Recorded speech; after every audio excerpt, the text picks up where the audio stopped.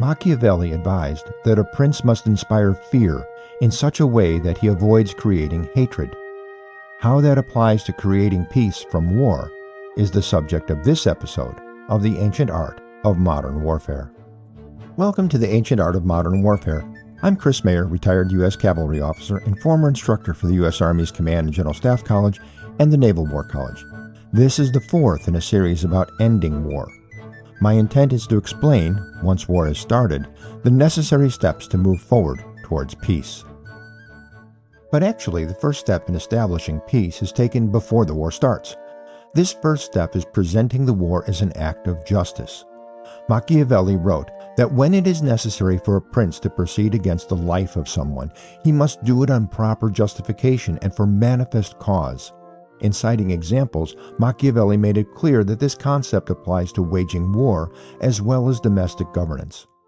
Since at least the Roman Republic, declarations and proclamations of a state of war have been framed so that the act of going to war was described as being a response to a grave injustice, and that war was necessary and a last resort to correct that injustice. The American Declaration of Independence is a classic example of this. Now, this idea that war must be cast as an act of justice is so important that even grossly unjust wars also seek to portray their aggression as an act of justice. Examples include Rome against Carthage, Hitler's speech declaring war against Poland, and Vladimir Putin's excuses for invading Ukraine in 2014 and again in 2022. Whether these statements are honest or dishonest, they explain, at least from the aggressor's viewpoint, the conditions necessary to restore peace. But establishing a just cause is not just important to the initiator of the war. It may be equally important for the defender. An example of this was President Wilson's 14-point peace plan, which described the United States' war aims in entering World War I. These kinds of statements may not withstand the realities of war, and for the 14 points, the realities of peace.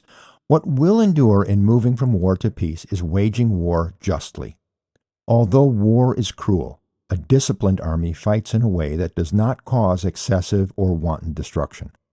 Although an army can be successful, at least in the short term, by devastating cities and countries, this runs against the political object of war, which, as I have said many times now, is to assure a just and lasting peace.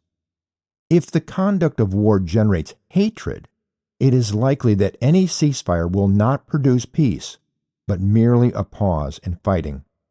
It may also encourage greater resistance among the enemy, both his people and the armed forces. Remember, Pearl Harbor is just one example of this.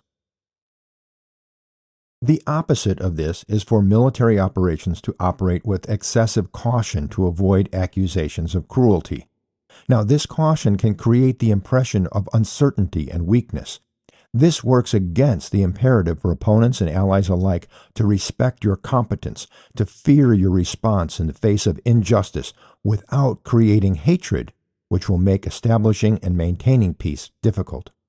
Worse than that, efforts to avoid accusations of cruelty can even generate the hatred such measures intend to avoid.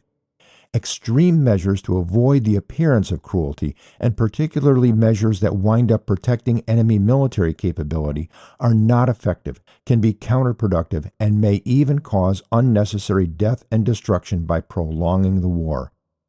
Even if you win the war, the impression of your weakness can generate resentment among the defeated military and its population. This works against the fearful respect necessary to avoid renewed fighting after any surrender or ceasefire. Machiavelli noted that this hatred can be further inflamed among the population in occupied territory if the occupying power does not take swift and effective action to stop looting, terrorism, other criminal activity, and exploitation of the civilian population.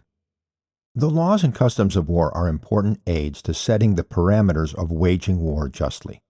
It allows, and sometimes mandates, actions in war and the immediate post-conflict environment that are unacceptable in peacetime, such as the willful destruction of a civilian building that, contrary to the law of war, is being used by the enemy for military operations. An example, as was done in World War II, is destroying church towers being used by the enemy as sniper positions or for artillery observation. Similarly, the law of war puts constraints on the destructive impulses of war by protecting civilians, their property, and even those same church towers when they're used for their intended purposes. Although unintended damage to such property is acceptable as a consequence of the cruelty of war, the warring party should make it clear that such incidental damage is regrettable and then make amends as soon as conditions allow. This action can promote both the fearful respect and mitigate feelings of hatred among the civilian population. In occupied territory, the law of war places obligations on the occupier to enforce the law and protect the population and infrastructure from criminal deprivations.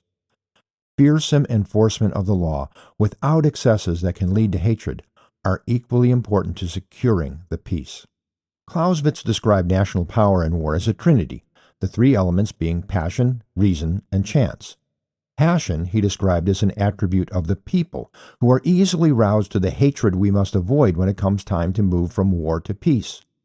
In the post-war environment, these same people will direct or influence future policy which will either establish an enduring peace or the smoldering embers leading to a renewed war.